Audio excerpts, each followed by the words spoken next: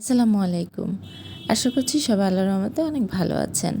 আজকে আমি রান্না করছি ফ্রাইড রাইস। আর ফ্রাইড রাইসের ভাত রান্না করার জন্য এখানে আমি একটা হাঁড়িতে পানি বসিয়ে দিয়েছি। পানির মধ্যে এখন আমি দিয়ে দিলাম স্বাদমতো লবণ এবং সয়াবিন তেল। সয়াবিন তেল দিলে ভাতটা ঝরঝরে হবে এবং একটা ভাতের সঙ্গে আরেকটা ভাত লেগে যাবে না।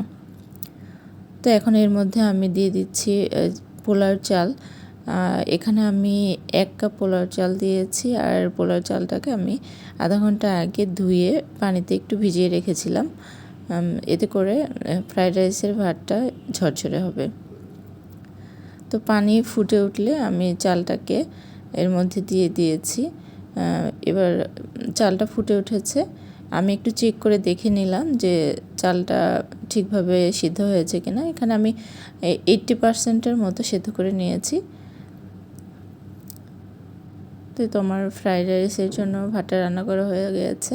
এবার এইগুলোকে আমি একটা স্ট্রেনারে ঢেলে ঠান্ডা পানি দিয়ে একটু ধুয়ে নিচ্ছি, যেন ভেতরের যে গরম ভাবটা আছে ওইটা বের হয়ে যায়, না হলে ভাতটা নরম হয়ে যেতে পারে। এই কারণে আমি একটু ঠান্ডা পানি দিয়ে ধুয়ে পানি ঝরাতে রেখে দিয়েছি। এবার ওই প্যানের মধ্যে আমি দিয়ে দিলাম বাটার। আর বাটারটা একটু মেল্ট হয়ে আসলে এর মধ্যে দিয়ে দিয়েছি আমি রসুন কুচি। রসুনটাকে একটু গোল্ডেন ব্রাউন করে ভেজে নিয়েছি। আর এর মধ্যে এখন দিয়ে দিলাম পেঁয়াজ কুচি। পেঁয়াজটাকে আমি একদম মিহি করে কুচি করে নিয়েছি। আর দিয়ে দিয়েছি কয়েকটা কাঁচামরিচ। এগুলো একটু গোল্ডেন ব্রাউন হয়ে আসলে আমি দিয়ে দিলাম এখানে গাজর এবং বরবটি কুচি। আপনারা আপনাদের ইচ্ছে মতো এখানে যে কোনো সবজি ব্যবহার করতে পারেন। আজকে আমি গাজর এবং বরবটি দিয়েই ফ্রাইড রাইসটা রান্না করছি। তো ওইগুলোই গাজর এবং বরবটি একটু ভেজে নিয়েছি। এখন এর মধ্যে আমি যে আগে থেকে ভাতটা রান্না করে রেখেছিলাম এই ভাতটাকে দিয়ে দিচ্ছি। এই সবগুলোকে এবার খুব ভালোভাবে মিক্স করে নিচ্ছি। ফ্রাইড রাইসের ভাতটা চাইলে আগের দিন রান্না করে ঠান্ডা করে নিয়ে তারপরে ফ্রিজে রেখে দিলে ফ্রাইড রাইসটা ঝরঝরে হয়। এখন এখানে দিয়ে দিলাম স্বাদ মতো লবণ। লবণটা একটু সাবধানে দিবেন, যেহেতু আমরা ভাতটা রান্না করার সময় লবণ দিয়েছি। তো এখানে যে সবজিটা ব্যবহার করেছি সবজিটার জন্যই লবণটা দিয়েছি। আর দিলাম এখানে 1/2 চামচ গোলমরিচের গুঁড়া। আর 2 চামচ সয়া সস এবং 1.5 চামচ টমেটো সস। টমেটো সসটা একটু কম দিলাম।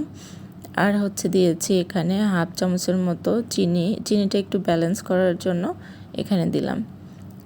তো সবগুলোকে একটু নেড়ে চেড়ে এখন আমি এইখানে 2টা ডিমকে আমি স্ক্রাম্বল করে নিব। এই ডিমটা আমি ফ্রাইড রাইসে ব্যবহার করব।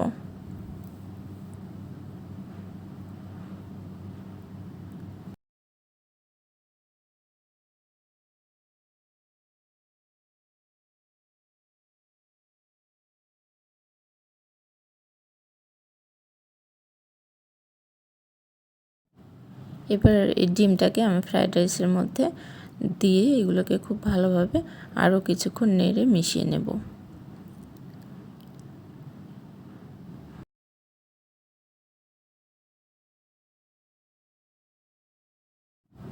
পুরোটা রান্নাই কিন্তু আমি চুলার একদম হাই হিটে করেছি।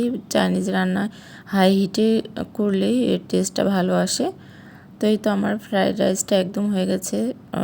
ফ্রাইড রাইসটা কিন্তু অনেক ঝরঝরে হয়েছে। তো এইগুলোকে এখন আমি তুলে নিচ্ছি।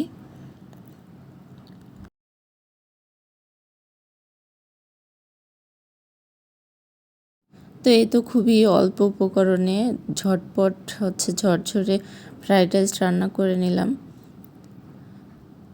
তো আজকে এই পর্যন্তই। সবাই ভালো থাকবেন, সুস্থ থাকবেন। আল্লাহ হাফিজ।